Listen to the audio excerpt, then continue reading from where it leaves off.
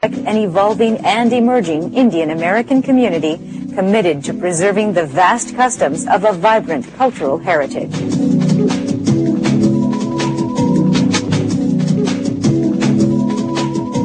Welcome to Darshan America, folks. We come to you from Washington, D.C. My name is Ramesh Butani. And I'm Astha Verma. And I am back from India. I really missed Washington and the politics of the place. But I want to tell you, folks, the last time I visited India was about 5 years ago. And I come from Delhi. You know, I came here in 1967.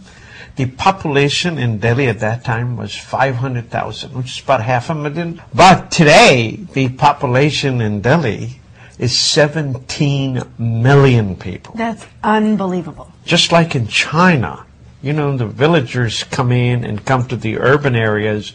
Lots of folks have started coming out of villages to Delhi now. A lot of people are working. I found Delhi, sad to say, more expensive than Washington, D.C. That I find amazing. I was surprised at the growth they have had. I was surprised at the streets that they built. I was surprised. There's a metro there now. They have metro cleaner than Washington, D.C. I mean, you can depend on it. Number two, the buses have their separate lanes. They are not mixed with the regular traffic. The traffic is just totally, you know, you get a gridlock, you're done for 2 hours, you know. But what I found, they have malls now. You know, the malls have really emerged out of India as like the premier place to go, especially if you're in that sort of yuppie bracket where you have income. Yeah. That's the thing to do. You go hang out at the mall and you have your coffee and you... So true. You know, so true. But at the same token, don't think malls are cheap. A small cup of cappuccino, $3. McDonald's French fries was $1.79 for the small one. I couldn't believe, why would that be expensive? At the airport, folks, a scoop of Häagen-Dazs Belgium chocolate, which I love, $4 a scoop. I just couldn't believe the prices. And, you know, you look at the people and you say, how much are these guys making? Well, obviously, there are a lot of people that make a lot of money. Let's face it, otherwise these places could not survive.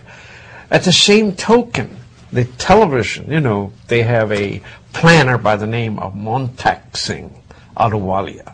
So he came up with a plan to say, we need to plan that the poverty level in India is 32 rupees per day income. Wait a minute. So you're telling me that a scoop of ice cream in India costs $4, which Yes. if you do the translation in math, that's like 200 rupees. Yeah. And yet you're saying that the poverty rate is $32. Who lives on 32 rupees a day? It's impossible. 32 rupees a day, and man, was he really pulled in every direction. Everybody just ran up on him, but he kept saying, but you know, in India, you got 4 people living together, 6 people living together, 32 rupees among 6 people is 180 rupees. Yes, you can live on 180 rupees. And then the government gives you free ration and this and that. You know. I mean, the guy was really done with his analysis of 32 rupees per day. Now, I found India exciting in the sense that it was a seller's market. Every place you go, every restaurant you go, every shop you go, everybody's buying. So, folks, if you're looking for build a business, India is a fantastic place to build it. No wonder all these big companies, they want to be in everything, because everything has a market there. You know, I mean, Tata builds cars and then sells jewelry. Well, I think what's happening in India is you still have big conglomerates and big companies that have big brand names, and because they have that power and that brand recognition, they can branch out into everything. Entrepreneurship at an individual level, I don't think exists quite at that same way. I mean, you can try to open a shop, you can try to be locally successful, but I don't think, you know, the reason why you have Reliance and Tata and all these companies do so well in India is because of their brand, their established brand. And the brand name keeps looking at you from the television. And we have not as much advertising on television here. In India, it's like every 10 seconds they're advertising. In the television, you got one line of advertising, one line of news, one line of this, and a very little picture. It's just amazing when you look at it how this country works. But at the same time, the government has been extremely good. So what they have done is they have taken the restrictions out.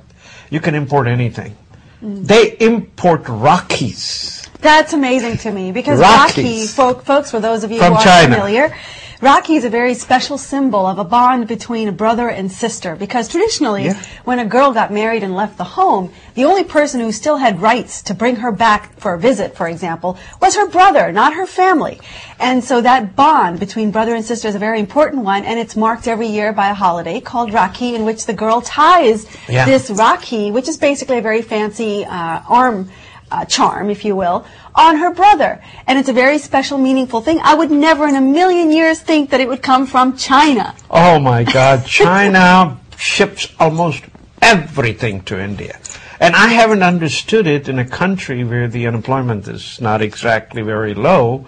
There's so many people under poverty. Why would you want to bring stuff from China? Why can't you make it? We hear, unfortunately, in the news so much about India, and so much of it is still very negative. I don't know if you caught in the paper this past Sunday what a enormous article, a front page of the Washington Post, folks, talking about the population boom in India. Exactly what you're saying. That, the population in India has exploded. The world's 7th billionth person, by the way, will be born on the last day of this month.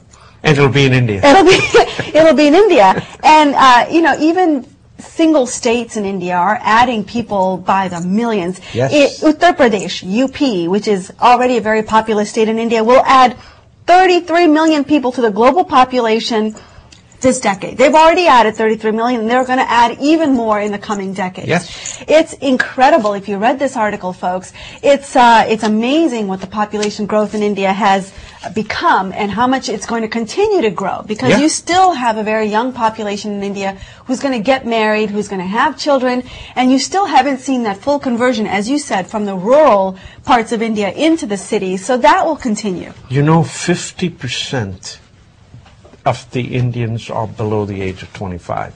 So everywhere you go, there are young people. By the way, I also attended a fashion week. One day, a lot in 2 weeks while you were gone.